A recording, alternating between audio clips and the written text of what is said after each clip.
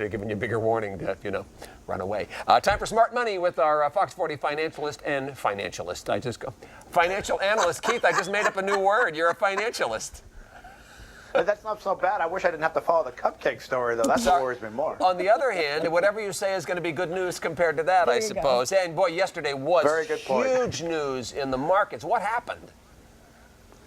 Well, you just had a little bit of good news. We finally had the ability that Congress said they're going to work together, which is what everybody wanted to hear. So it's kind of like a rubber band effect. It winds and winds and winds, waiting for good news. We get a little bit, and boom, this is what happens, and it springs forward. Just take it with a grain of salt, because we're likely to have the two sides say, something, hold up, it's not as good as it looks, and we're going to go up and down, waves back and forth. But it shows you that everybody's looking for good news and ready to pop when it comes out. Boy, they really did yesterday. It was nice to see.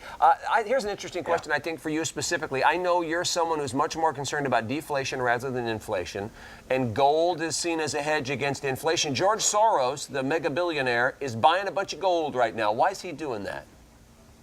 Well, he's been doing that for a few years, and the big thing about gold for the last 5 to 8 years has not so much been an inflation-deflation hedge. It's more been as a hedge against a currency, a debasement or devaluation against a currency. When the U.S. prints more money, it makes the currency worth less. So people can go buy the euro, but the euro is doing the same thing and makes their currency worth less. So what's happened is in the last 5 years is gold has become a third currency. So people aren't so much buying it for a hedge against inflation or deflation. They're buying it because they think these economies are going to keep printing money, therefore making their currencies less valuable. So you buy it as a third currency, and that's the reason gold has been moving up. Well, hey, you got to help me out now, because I thought that's what inflation was. They print more money and the currency's worth less.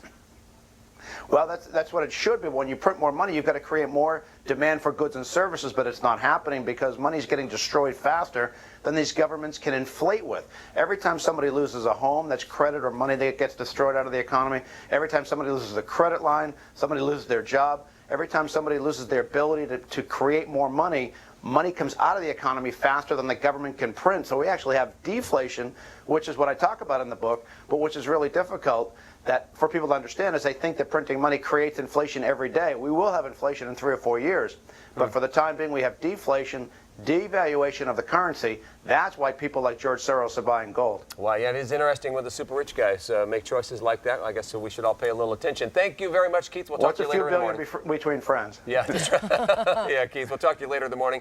If you have any questions for Keith Springer, you can send them to money@fox40.com. That's money@fox40.com, or you can call him up at 916-925-8900. And again, we'll chat with Keith again next hour. 9 minutes before 6 a.m. Hi, Darren. Hey, good morning, Bethany. I'm watching the rain